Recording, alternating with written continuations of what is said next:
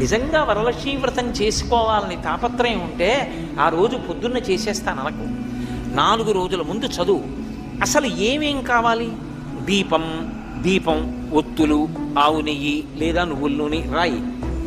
ఓ అగ్గిపెట్టి, అగరవత్తులు వెలిగించడానికి పెట్టుకోవడానికి ఏదో ఒక పరికరం, నీరాజన పరికరం, నైవేద్యం అన్ని టిక్కు పెట్టుకో. మీరు ఒక్క మాట జ్ఞాపకం పెట్టుకోండి, పూజ అన్న మాటకు అర్థం ఏమిటో తెలుసా? మీరు పీటల మీద కూర్చున్న తర్వాత పూజ ప్రారంభం కాదు.